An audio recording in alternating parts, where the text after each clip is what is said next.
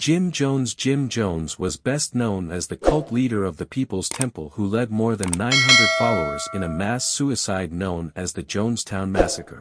This story interested you? Come with me. Who was Jim Jones? Born on May 13, 1931, in Crete, near Lynn, Indiana, Jim Jones was a notorious cult leader. As the self-proclaimed messiah of the People's Temple religious cult, Jones promised his followers utopia if they followed him. On November 18, 1978, in what became known as the Jonestown Massacre, Jones led more than 900 men, women and children to their deaths in a mass suicide via cyanide-laced punch, spawning the metaphor, "Don't drink the Kool-Aid." Jim Jones movies and documentaries. The fascination with Jim Jones and his People's Temple have helped spawn various movies throughout the years. Among them, Guyana Tragedy, The Story of Jim Jones, 1980, The Sacrament, 2013, and The Veil, 2016. In the world of documentary, there have been even more: Jonestown, Paradise Lost, 2007, CNN Presence, Escape from Jonestown, 2008, Seconds from Disaster, Jonestown Cult Suicide Episode, 2012, and Witness to Jonestown, 2013. The People's Temple. After years of struggling to find his way, Jones announced that he was entering the ministry in 1952. He got a job as a student pastor at the Somerset Methodist Church in a poor, predominantly white neighborhood in Indianapolis. By the following year, Jones was making a reputation for himself in the state as a healer and evangelist. He was interested in holding racially integrated services, but this interest was not shared by his church. Soon Jones branched out on his own, forming the Wings of Deliverance Church in 1955. The church soon became known as the People's Temple. To help build his following, he bought time on a local AM radio station to air his sermons. In the mid-1960s, Jones moved his religious group to Northern California. More than 100 church members accompanied Jones to California. They lived in the remote, small towns of Ukiah and Redwood Valley. By the early 1970s, Jones had expanded his recruitment efforts. He started preaching in San Francisco, opening up a branch of his church there. With his trademark dark glasses, suits, and slicked-back black hair, Jones was an impressive figure at the pulpit. His fiery rhetoric and remarkable healings continued to draw new members into the fold. Not only did they fall for his talk of a better life, many surrendered what they had to Jones. What they thought was for the common good actually ended up in Jones' pocket. As part of his teachings, Jones discouraged sex and romantic relationships. He, on the other hand, had several adulterous relationships, including one with a church administrator, Carolyn Layton, with whom he had a son. Jones also claimed to be the father of Grace Stone's son John Victor. Jones also sought to disrupt familial bonds, positioning himself as the father of all. Trouble at Jonestown. In 1974, Jones bought land in Guyana, a state in northern South America, to develop into a new home for himself and his followers. He had become increasingly paranoid and disturbed by this time and soon moved to the People's Temple compound there with about 1,000 people. The compound was known as Jonestown, and it wasn't any tropical paradise. Jones ran the site like a prison camp. His followers received little food and weren't allowed to leave. Armed guards stood at the compound's perimeter. Jones often preached over the loudspeaker system at Jonestown. Fearful of a plot against him, he started conducting suicide drills. His followers were woken up in the middle of the night. They would receive a cup with a red liquid that they were told contained poison, which they were ordered to drink. After 45 minutes or so, the members were told that they were not going to die, that they had just passed a loyalty test.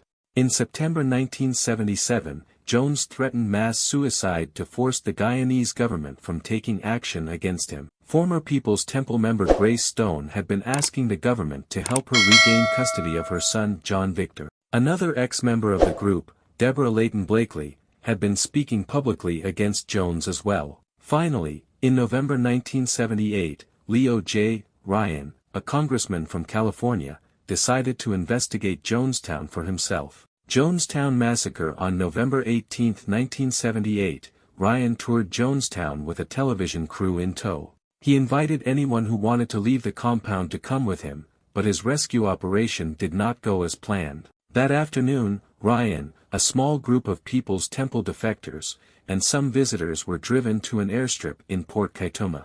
There they were attacked by People's Temple gunmen sent by Jones. By the time the shooting stopped, there were 5 people dead, including Congressman Ryan, NBC correspondent Don Harris, NBC cameraman Bob Brown, and San Francisco Examiner photographer Greg Robinson. One of the defectors, Patricia Parks, was also killed. 2 more defectors were seriously wounded, shot by Larry Layton, brother of ex-People's Temple member Debbie Layton Blakely, who joined the group under the pretense of wanting to leave. The Kool-Aid. Meanwhile, back at Jonestown, Jones launched what he called his revolutionary suicide campaign. Cyanide and Valium were mixed into a batch of grape-flavored powdered drink mix to make a toxic punch, and cups of this lethal beverage were distributed to the members. The first to die were the children, and those who refused to drink were forced to buy armed guards. In all, more than 900 people died at Jonestown, 276 of them were children. Jones, on the other hand, chose a different way out. Surrounded by his inner circle, he either shot himself or was shot in the head. He was later found on the floor of the Jonestown Pavilion, the camp's main gathering area, with his wife Marceline, nurse Annie Moore, and other top group members. Early life cult leader James Warren, Jim Jones, was born on May 13, 1931, in Crete, Indiana, and was responsible for the deaths of roughly 900 of his followers in 1978, in what became known as the Jonestown Massacre. He was the son of James Thurman Jones, a disabled World War I veteran, and Lynetta Putnam Jones, who worked a variety of jobs. Jones was largely left to himself as his mother was often working and his father had little interest in him. For years, one of his neighbors often took him to visit her church. Jones began his own religious quest around the age of 10. He visited churches in the small town of Lynn where he lived with his family and befriended a Pentecostal minister for a time. An observant child, Jones began taking what he learned at these different houses of worship and started preaching to other children in the community. He was a strong student, especially in public speaking, but he had few friends.